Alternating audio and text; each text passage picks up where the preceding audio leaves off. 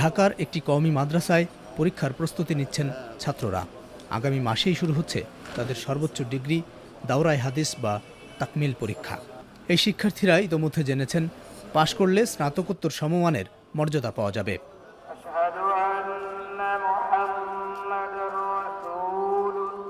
1866 সালে ভারতীয় উপমহাদেশে প্রতিষ্ঠিত দারুল উলুম দেওবন্দ মাদ্রাসার মাধ্যমে কওমি শিক্ষা ব্যবস্থার প্রচলন হয়।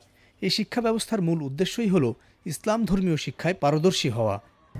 পরবর্তী আখিরাতের যে জীবন, পরবর্তী জীবন, লাইফ আফটার লাইফ, সেখানে সফলতা লাভ করা, সেটা হলো এই শিক্ষা প্রতিষ্ঠান থেকে এটার মূল মাকসাদ এবং উদ্দেশ্য। তাহলে মাস্টার্সের স্বীকৃতির কি দরকার?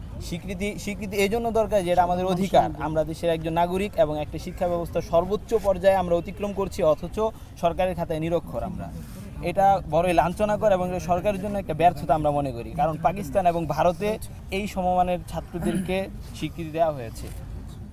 সিলেবাস ঘেঁটে দেখা যায় তাকমিল বা দাওরায়ে হাদিস স্তরের শিক্ষার্থীরা হাদিস সম্পর্কিত বিষয় নিয়ে বিস্তারিত পড়াশোনা করেন। আর প্রাথমিক থেকে বিভিন্ন স্তরে দেখা যায় কোরআন হাদিস ছাড়াও বিভিন্ন বিষয় তাদের সিলেবাসে অন্তর্ভুক্ত আছে। আমরা মনে করি যে কোনো কলেজ, ইউনিভার্সিটি যেখানে ইসলামিক স্টাডিজ বা আরবি সাহিত্য বিভাগ আছে, তারা এই দুই সাবজেক্টে যা পড়ে তার চাইতে অনেক বেশি আমাদের এই ছেলেরা পড়ে। জেনারেল শিক্ষা 8ম শ্রেণী পর্যন্ত বাংলা, অঙ্ক, ইংরেজি, সমাজ, ভূগোল, ইতিহাস, এটা বর্তমানে আমাদের এই মাদ্রাসাগুলোতে পড়ানো হয়। তাছাড়া উপরের দিকে অর্থনীতি এবং রাষ্ট্রবিজ্ঞানও আমরা পড়াচ্ছি। কওমি শিক্ষা বোর্ড বেফাকের অন্যতম নীতি নির্ধারক মাহফুজুল হকের দাবি, কওমি মাদ্রাসায় ধর্মীয় শিক্ষার মান নিয়ে প্রশ্ন তোলার সুযোগ নেই। তো মৌলিকভাবে কোরআন হাদিস বুঝার জন্য যে সকল আরও আনুষঙ্গিক বিষয়াবলী প্রয়োজন, সেই সকল বিষয় পড়ানো হয়, ফিকহ পড়ানো হয়। পাশাপাশি আরবি ভাষা বুঝার জন্য যা যা প্রয়োজন, ব্যাকরণ, আরবি ব্যাকরণ ইত্যাদি, এগুলোও পড়ানো হয়। এর সাথে তাদেরকে প্রায় 4-5টা ভাষার উপরেও তাদেরকে শিক্ষা দেওয়া হয়। বাংলা, ইংরেজি প্রাথমিক পর্যায়ের, আরবি উচ্চস্তর পর্যায়ের, পাশাপাশি উর্দুও তাদেরকে শেখানো হয় এবং খুব অল্প পরিমাণে ফার্সিও তাদেরকে পড়ানো হয়। কওমি শিক্ষার আধুনিকায়ন বা সংস্কারের প্রশ্নে মাদ্রাসার নীতি নির্ধারকরা সবসময় কঠোর অবস্থান নিয়েছে। এক্ষেত্রে এখনও তারা অনড়। ইঞ্জিনিয়ার বানানো হয় না, এখানে বৈজ্ঞানিক বানানো হয় না, ডাক্তার হয় না, দার্শনিক হয় না। ইসলামের শিক্ষার মধ্যে সে গভীর জ্ঞানী হয়।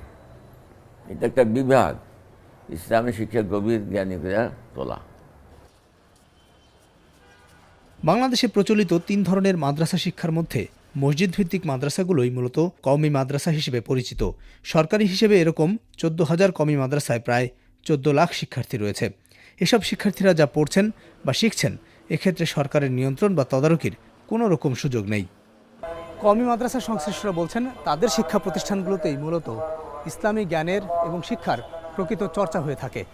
আর মুসলিম সংখ্যাগরিষ্ঠ বাংলাদেশে এ ধরনের শিক্ষার্থীদের প্রয়োজন সবসময় থাকবে।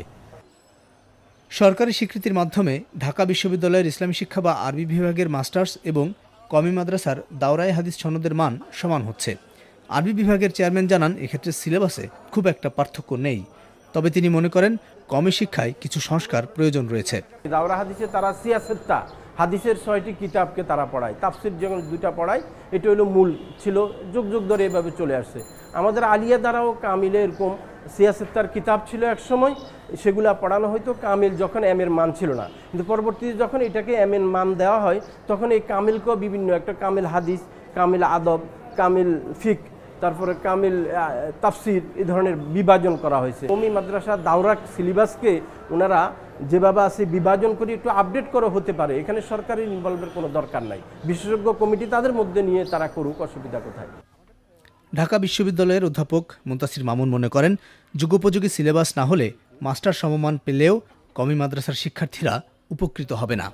তারা একটা বিশেষ কাজের সহায়তায় হয়তো জব অপরচুনিটি বা চাকরি থাকবে, কিন্তু অন্যান্য ক্ষেত্রে তারা কোনো সুবিধা করতে পারবে না। তাদেরকে কোনো না কোনোভাবে আধুনিকায়ন করতে হবে এবং আমাদের মূলধারার কাছাকাছি আসতে হবে। কওমিরা বলছে তারা কোনো কিছুর সঙ্গে থাকবে না। আমরা এটার বিরোধিতা করছি। আমরা মনে করি কোনো না কোনোভাবে তাদেরকে কোনো বিশ্ববিদ্যালয়ের সংশ্লিষ্ট হতে হবে, এই ডিগ্রির জন্য কোনো সংস্থার হতে হবে, সরকারি একটা মনিটরিং থাকতে হবে, তাহলে এটি গ্রহণযোগ্যতা বৃদ্ধি পাবে। এদিকে বাংলাদেশে দাওরায়ে হাদিসকে মাস্টার সমমানের ঘোষণার পর অনেকে এটিকে রাজনৈতিক দৃষ্টিকোণ থেকে বিচার করছে, আবার ইসলামপন্থী সংগঠনের পক্ষ থেকেও এর বিরোধিতা করতে দেখা যাচ্ছে। আবুল কালাম আজাদ, বিবিসি বাংলা, ঢাকা।